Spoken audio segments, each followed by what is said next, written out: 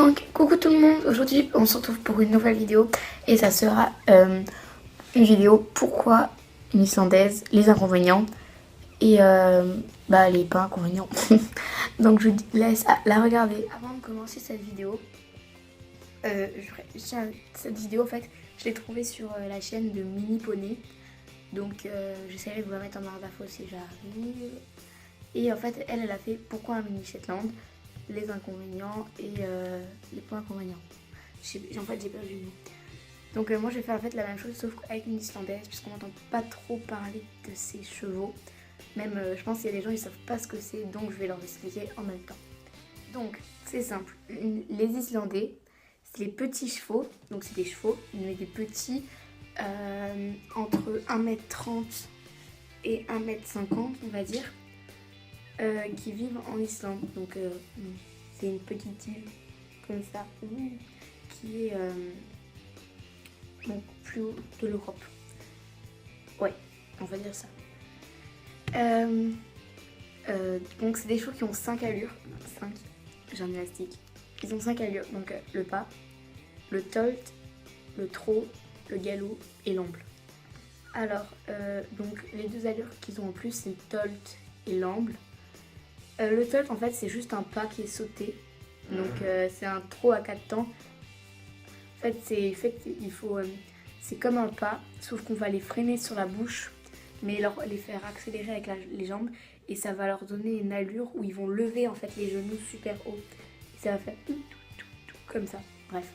Et l'amble en fait c'est juste comme emblée, c'est les deux verticaux, donc droite et gauche, et ben ils avancent comme ça.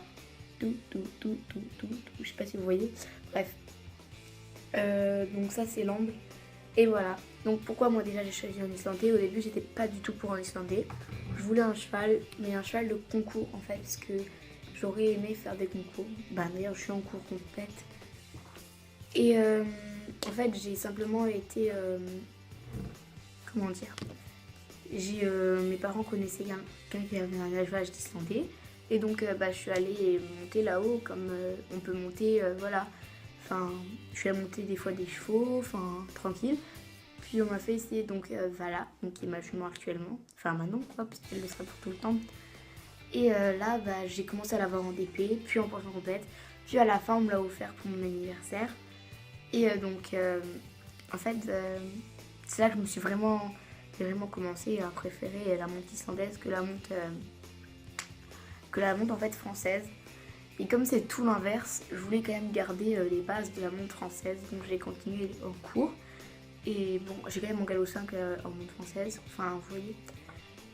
Et j'ai décidé en fait de mélanger mon islandaise aux deux montes. C'est-à-dire qu'en balade, je vais monter islandaise, enfin voilà, tranquille.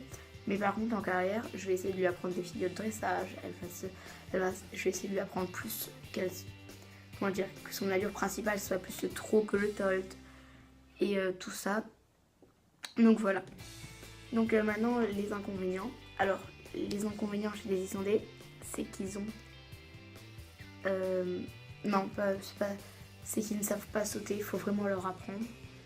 C'est pas des sauteurs du tout à la base. Il y a des chevaux islandais qui sautent, comme le chef du troupeau avec sa cavalière, il saute 80 cm, mais voilà, tu lui mets une barre avec la... elle aime pas ça en fait. Et les autres non plus, enfin, c'est pas des sauteurs. Si tu veux partir en concours de saut, tu vas pas prendre des Islandais, ça c'est sûr. Par contre, si tu veux pas faire des concours tout court, tu prendras pas l'Islandais. Par contre, si tu veux, faire du travail à pied, du loisir. Le loisir, c'est vraiment des chevaux parfaits, surtout si t'aimes la balade et tout, les randonnées. Après, si tu veux lui apprendre quelques figures de dressage pour le fun, tu peux et tout. Enfin, vraiment, après, ils apprennent très très vite, ça qui est bien. Et maintenant, ce qui est bien avec eux, en fait, c'est que c'est des chevaux robustes. Donc, t'as pas besoin de les mettre au box. Ils vont être 7 jours sur 7, 24 jours sur 24 au parc. Ils peuvent, malgré leur petite taille, ils peuvent porter extrêmement lourd. Je sais que... Enfin, pas extrêmement lourd, quoi. Mais moi encore, je suis une gosse. On va dire que je suis une gosse, hein. Mais la propriétaire des écuries, elle est adulte, elle est grande. Et ben, elle la monte quand même. Enfin, vous voyez, même des adultes peuvent les monter. Bon, peut-être pas mon père, hein, parce que j'aurais pas tué. Ma mère, qui est fine et pas très grande, enfin 1m60 et voilà, elle est fine, elle peut monter dessus, enfin c'est pas, malgré la petite taille, on peut tout, enfin on peut y accéder longtemps, enfin voilà. Après ils apprennent vite, mais ils sont souvent déconcentrés. Et le problème c'est qu'ils vivent en troupeau. Donc si par exemple moi je déménage un jour, et ben il faudra absolument que je retrouve un autre cheval. Pas un peu logique, mais voilà, ça risque d'avoir du mal. Bref. Après les autres qualités, c'est comment dire, ça peut partir dans tout en fait. En fait ils ont la fourchette qui est pas sensible, qui est très peu sensible. Donc après ça dépend des chevaux, mais voilà la fourchette très peu sensible. C'est-à-dire que par exemple je peux partir en montée dans les cailloux où elle va pas être gênée. Puis tout ça. Ensuite voilà, après moi c'est vrai que pour le loisir, c'est vraiment la jument parfaite. Voilà, c'est vraiment celle qu'il me faut. Et donc ça va être la fin de la vidéo. Bisous.